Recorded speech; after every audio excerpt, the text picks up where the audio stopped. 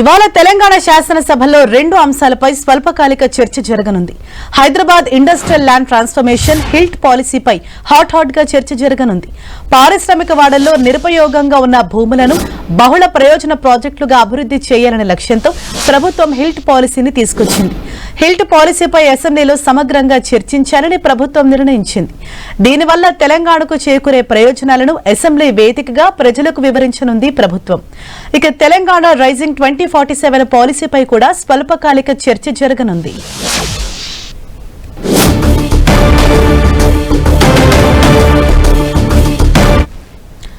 Right, ఇదే విషయంపై మరింత సమాచారం మా ప్రతినిధి తిరుపతి చారి మనకు అందిస్తారు. చారి, ఇవాళ శాసనసభలో ఏ అంశాలపై ప్రధానంగా చర్చ జరగబోతోంది?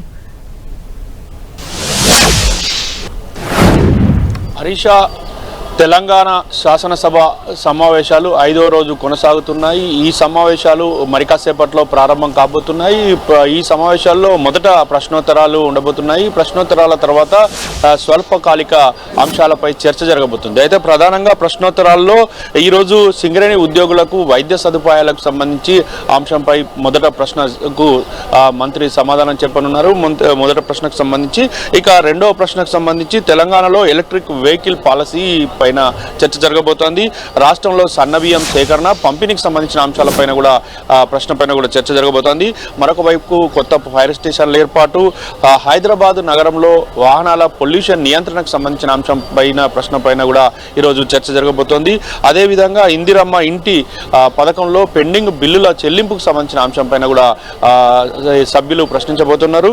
ఇక దీంతో పాటు గంగేడు మహమ్మదాబాద్ మండల కలయికలకు సంబంధించిన రద్దు సంబంధించిన అంశం పైన కూడా ఈరోజు ప్రశ్న ఉండబోతుంది. సాంప్రదాయ వృత్తులకు సంబంధించిన ఉచిత విద్యుత్కు సంబంధించి అంశం పైన కూడా ప్రశ్న ఉండబోతుంది.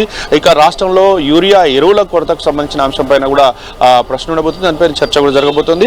ఆర్టీసీ బస్సు ప్రమాద బాధితులకు నష్టపరిహారం చెల్లింపు అంశాలకు సంబంధించి ఈ మొత్తంగా 10 ప్రశ్నలకు సంబంధించిన ఈరోజు చర్చ జరగబోతుంది. వీటికి మంత్రులు కూడా సమాధానాలు ఇవ్వబోతున్నారు. అయితే ఇదే సందర్భంగా ఈరోజు ప్రధానంగా రెండు స్వల్పకాలిక అంశాలపై చర్చ జరగబోతోంది. శాసనసభలో Hyderabad industrial lands transformation policy సంబంధించి హిల్ట్ పాలసీ పైన ఈ చర్చ జరగబోతోంది. ఈ హిల్ట్ పాలసీ పైన ప్రధానంగా ఇప్పటికే ఒకవైపు ప్రతిపక్ష పార్టీలు తీవ్ర స్థాయిలో ఆరోపణలు చేస్తున్నాయి.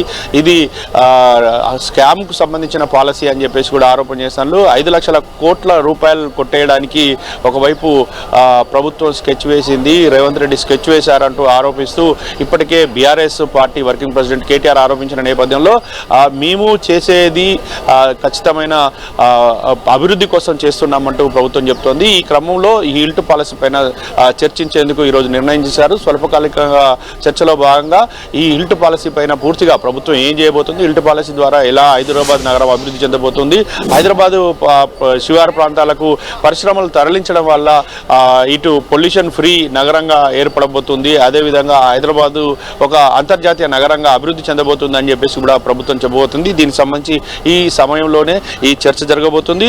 దీంతో పాటు తెలంగాణ రైజింగ్ 2047కు సంబంధించిన అంశం పైన కూడా ప్రధానంగా ఈ అసెంబ్లీ సమావేశంలో చర్చ జరగబోతుంది.